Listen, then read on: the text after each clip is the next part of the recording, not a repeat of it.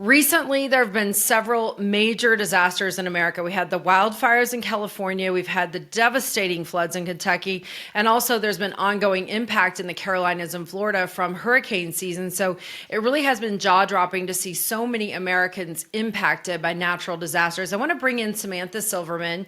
She's a therapist at Silver Linings. First of all, great name for a place to find mental health relief. I mean, every cloud has a silver lining, right? Every cloud has a silver lining, exactly, Amy. When I looked about your background, I thought it was interesting because you didn't necessarily plan to go into therapy or helping others with mental health issues, whatever the reason for them. You actually had a much different path at the start. You were on Wall Street as an associate. Correct. When I first graduated college, I pursued a career in finance, working in the marketing department for a well-known Wall Street firm. And it wasn't until after the events of 9/11 that I pursued a different path and became a therapist.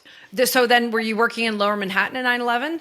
I was actually working in the World Trade Center in World Trade Center 7 on 9/11. And after the events of that day, I suffered, as did many. And I ended up choosing a completely different career and life path, which led me in the direction of mental health. Mental health was extremely valuable and saved my life. And I decided that I wanted to switch careers from Wall Street associate and become a therapist and help other people how I was helped. Wow, that really is a testimony of how this helps others. You've seen it in your own life. Literally, I guess, coming from the ashes. I know 9/11's a lot different than a situation from a natural disaster in so many ways, but there have to be some similarities along those lines where people are just having to pick up the pieces after they're involved in a traumatic event.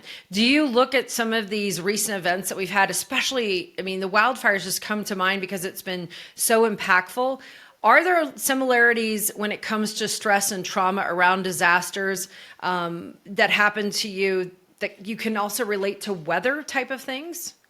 Absolutely. Weather is an extreme example of an unprecedented trauma. And regardless of the trauma, whether it's a natural disaster relating to weather or a terrorist attack, there are so many different facets that can follow a traumatic event, such as we all know, post-traumatic stress disorder. Also, grief is another response to trauma. When we go through an event, oftentimes we lose something, especially with the California wildfires. So many lost their homes, their possessions, possibly even their pets. And grief is such a strong reaction to something that happens so unexpectedly and so suddenly. What are some of those emotions that come up? You mentioned grief. People start to lose things. It seems like there would be a flood of responses that you would have just emotionally, and then that translates, I imagine, physically. But when you look at the hallmarks of what people go through in a wildfire situation, is that considered post-traumatic stress disorder? What are some of the, I guess, symptoms that arise? Sure. So I always tell people that post-traumatic stress disorder, it's not about the actual event itself. It's about an individual's reactions to the event. Two people can actually go through the same exact event and have two completely different responses. Post-traumatic stress disorder is a very common reaction to a sudden traumatic event like the California wildfires. However, not everybody going through that event suffered from post-traumatic stress disorder. So it really just depends on that individual's own experience, their coping mechanisms, also their past traumas or their past difficulties can also play a role in how they respond to new trauma.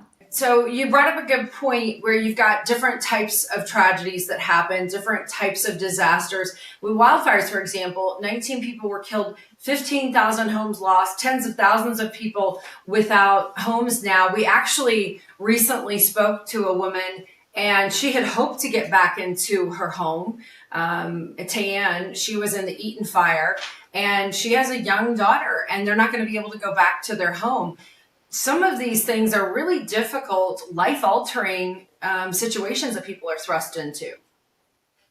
Definitely. And you bring up a good point about having a child who was exposed to losing their own home and losing their personal belongings. And children, their trauma, their grief from extreme events, it manifests differently than it does with adults. Children oftentimes can have sleep disruptions, they can have nightmares, they can have trouble eating, or even seem more withdrawn than normal.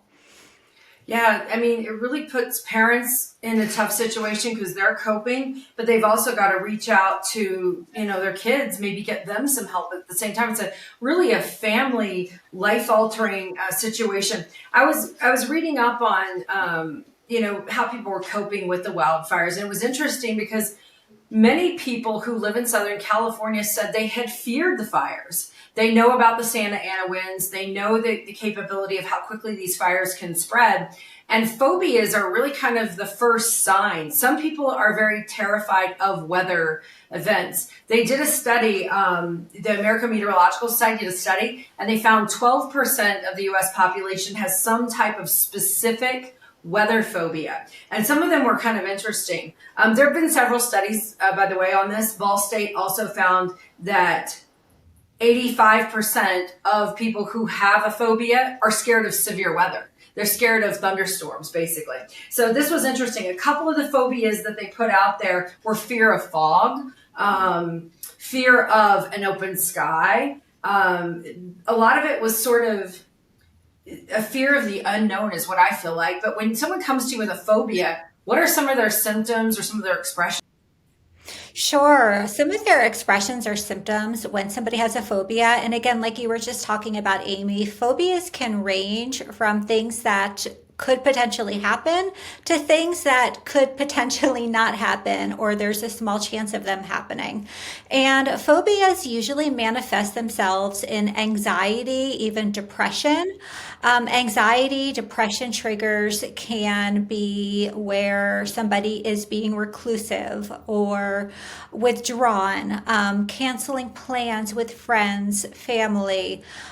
Depression symptoms can be somebody has low energy, or they are lethargic, or they are crying more frequently, or even not showing up to work or calling in sick more frequently.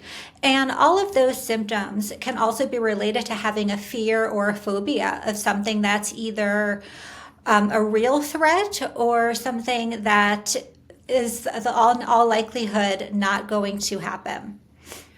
It's interesting because those phobias can be out there and people can respond, like you said, whether it's happening to them or not, which brings you to the point of seeing natural disasters on television or hearing about them, reading about them, they're being shared on social media. That can also trigger a response in people who haven't even been a part of the actual disaster. Definitely. There's actually a term for that, and that's called vicarious trauma. And vicarious trauma is just that, is when you are experiencing something through the lens of another person, or even through the screen of your TV or your computer or your phone. Yeah, that was very fascinating to me that people can not even experience the actual event. The other thing is the event itself is part of a stressor, a trauma, like you explained. But even after it's over, there are still impacts for people. Absolutely. And post traumatic stress disorder can last for months or even years. It can either be acute or it can be chronic. And if post traumatic stress disorder goes where an individual is not advocating for themselves, they're not doing anything to help themselves, it can be a chronic form and it can last somebody years or even a lifetime. However, if trauma is curtailed and if coping mechanisms are developed early on, such as seeking a counselor or partaking in an exercise regimen such as yoga, those traumatic symptoms and signs of anxiety and depression can actually diminish. It's interesting because common sense tells us that there could be, hard feelings to get through when you're going through a disaster, and that there can be something that helps you to heal. I found it very interesting. They had done some of the studies for people who had lived through a hurricane. And they did this back with Hurricane Katrina, which was down in Louisiana and New Orleans, but they followed up with Hurricane Katrina. They did this research, and they estimated that 17% of Katrina respondents, people who were impacted by the storm right there, had a history of hurricane-related PTSD at their baseline. So they were already worried about hurricanes. Then the storm came, 29%, so it was a big jump of a little over 10%, that people were worried about storms just in general after Katrina happened. And then what they did was a follow-up study, sort of a return to them. And they found that 16 months later, 39% people had recovered or felt better about the situation. So it was a pretty big jump in people being able to regain control. Some people took a lot longer, 27 months to recover from the mental trauma of Hurricane Katrina and what happened past that. And you mentioned some of the different responses. I mean, when you think about it, some people can advocate for getting new housing. Other people might be stuck in that struggle. And so maybe that's why their trauma can respond. What can you do as a person, a friend who's watching all of this happen? How can you reach out and sort of be there for them, but at the same time help direct some of the help that they might need? I always tell people who want to be there for a friend and family member when going through any kind of traumatic event to ask them what can be done. What can they do to help? You never want to assume that by saying something or doing something that's helpful. I think it's the best to specifically ask the person what they need help with.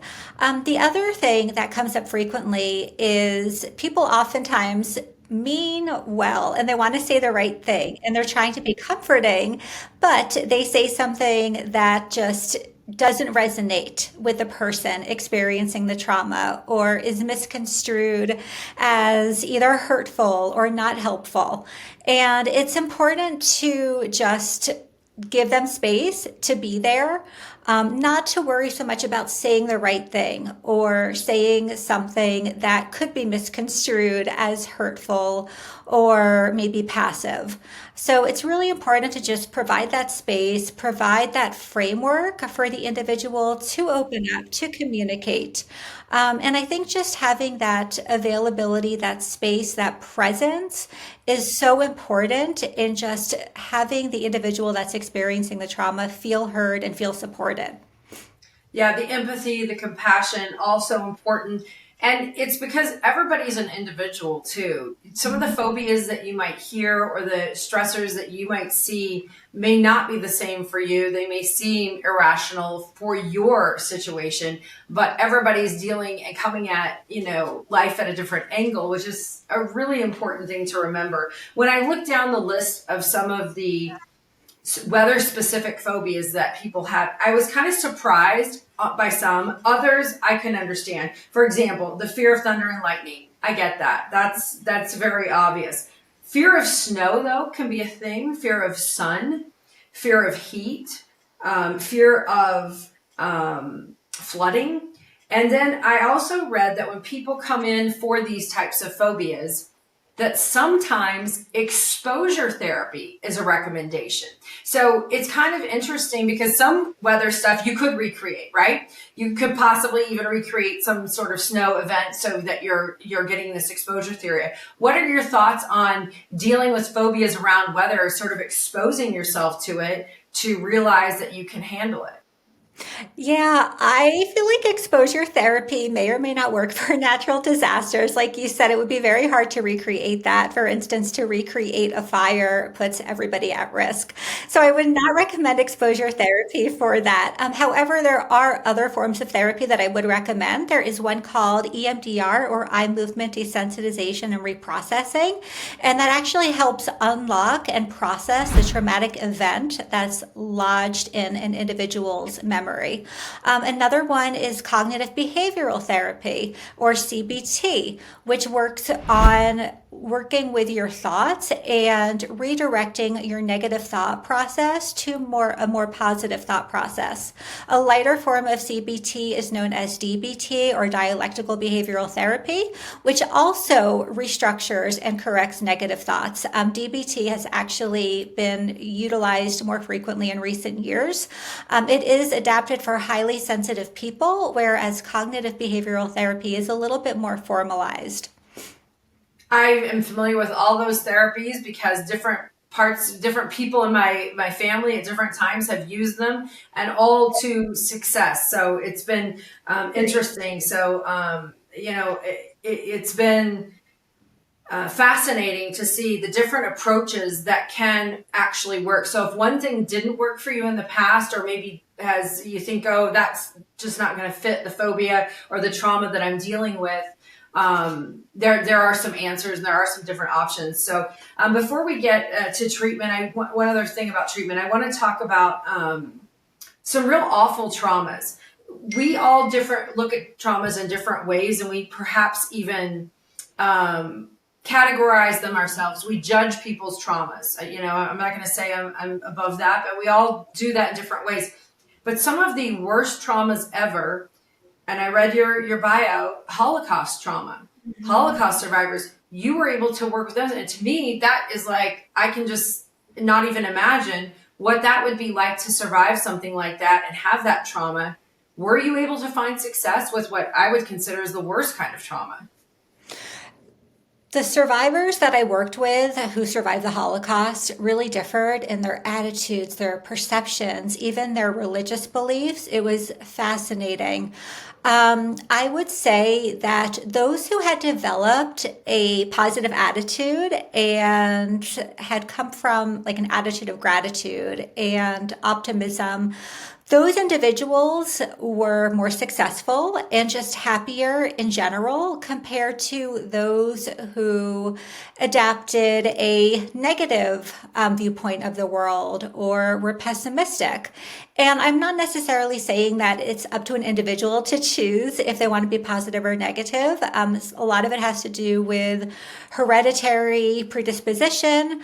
But I would say that if you can find the good in something traumatic, you are paving the way for a healthier future for yourself. If you can not necessarily negate the trauma and everything that's transpired from the trauma, but find one good thing that you learned in the aftermath of the trauma about yourself, about your life, and propel forward, that will set you up on a course for success.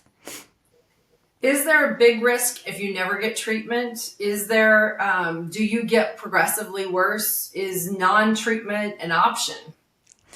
I personally don't think non-treatment's an option. I think that if somebody goes the route of just trying to ignore or cover up their trauma, they're setting themselves up for failure. A lot of negativity can result, such as anxiety, depression, even in worst cases, suicidality. I would definitely encourage everybody to create a treatment plan for their life, whether it's through a counseling intervention or through just an individual intervention. Counseling, yes, I believe in counseling. I think counseling can solve so many issues, but it's not for everybody. Other people who don't believe in counseling or don't think they would benefit from counseling would also do really well with figuring out what lifestyle choices and what lifestyle changes they can make to better themselves. And that could be maybe eating healthy, maybe changing careers to something that's more fulfilling. It could be, exercising or going on walks or hikes, maybe adopting a shelter pet or an animal. So again, it's not that one size fits all approach, for counseling and for recovering from traumatic events. And I really feel like in this time that we're living in, we've removed one of the major barriers to getting help. And that is being able to have a conference call like this. A lot of therapy is being done over phone calls, over face-to-face, because some people just can't even take that first step to get out to an office, to get that reach out. Have you seen a transition in both patients and therapists in their ability to find success because that now barrier of actually going to an office is removed? Absolutely. Virtual therapy has actually proven to be just as successful as in-person therapy. And in Colorado, which is where I'm located, there has been such a shift for both therapists and patients to have that virtual counseling session. I would say that the majority of therapy is probably conducted virtually, whereas before the pandemic, the majority of therapy was conducted in person. So we've made that shift, we've adapted. It's proven to be just as successful, and you're still having that one-on-one connection. You're still fostering a relationship with another individual, and that can even be attributed to many of us do Zoom calls with friends from time to time. You're still fostering and nurturing that reciprocal relationship and that connection, and that can be just as effective to do online versus in person. I think it's been pretty fascinating to watch it happen. There's one other thing I wanted to talk to you about that's weather related. And it has really emerged, I feel like, in the last 5 to 10 years. It's a phenomena around climate, like climate anxiety, eco distress, people worried about climate change issues.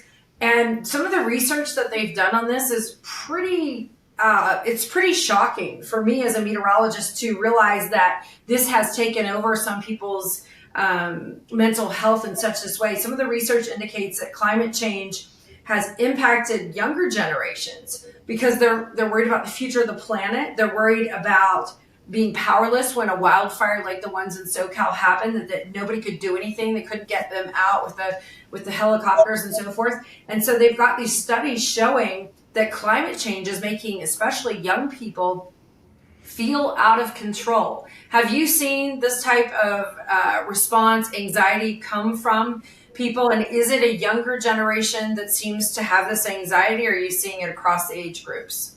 I would definitely agree that we are seeing the younger generation have anxiety about climate change. Like you said, it's impacting them. It's going to impact them. It's going to impact their children, their grandchildren.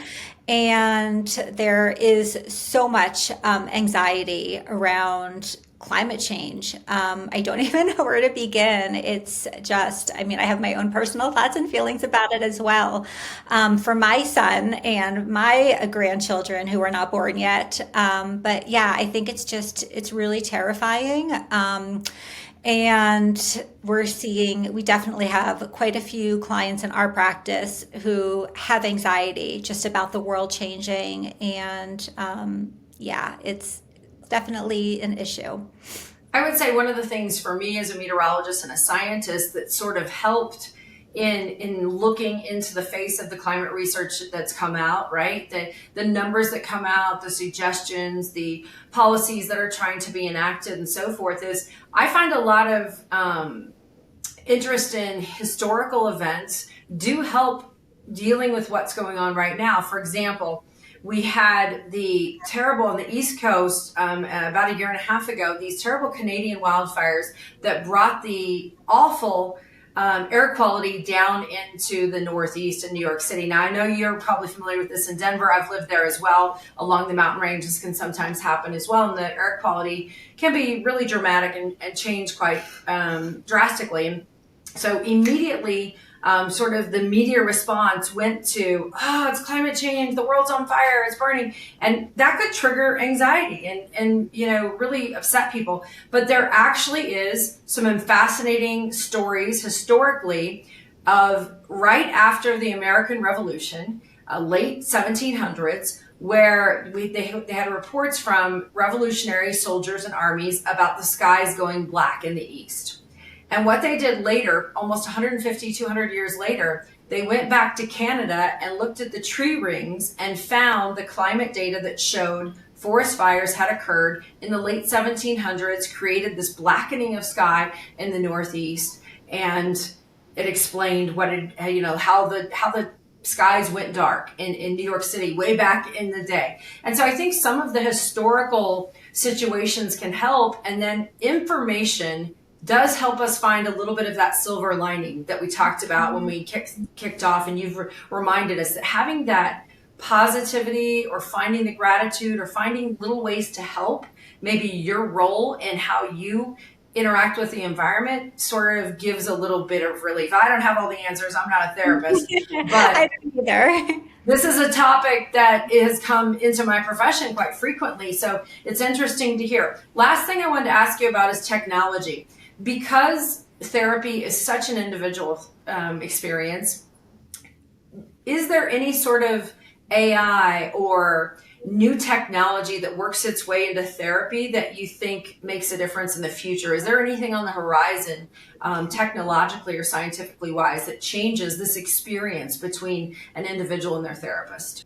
Sure. There are currently rumors that they are trying to create an AI program to be a therapist. I don't know how that is going to develop. That's very scary and unnerving for a therapist to hear. I would say that right now, the technology that has developed, especially during the pandemic and after the pandemic, there have been numerous EHR databases that enable therapists to have that online HIPAA compliant therapy. So we do have secure sessions. We can, speak candidly online, and we don't have the risk of somebody hacking into our therapy session. So I think right now with technology, we are all benefiting from our EHR systems, the adaptability and the ability to just be able to log in and do a session from your own home and do a session from, the comfort of your own home and not having to ambulate or transport yourself, especially with older adults. We actually have a lot of older adults in our practice that have Medicare, and there is definitely a boundary with ambulation and older adults, especially in the winter and snowy months, having to travel from their home to an office location. So I think technology has really paved the future for counseling, as well as for other medical areas. It'll be interesting to see what happens, and if you have any influence over it, a Samantha Silverman of the future that people could experience for a very long time would not be necessarily a bad thing. I really appreciate you taking the time to talk with us, and I wish you the very best. Shout out to Denver and the Front Range all the way up to Boulder. I love that part of the country, and it has its own fair share of wild weather. Yes, it does. It was such a pleasure chatting with you, Amy, and thank you for having me. Same to you, Samantha. See ya.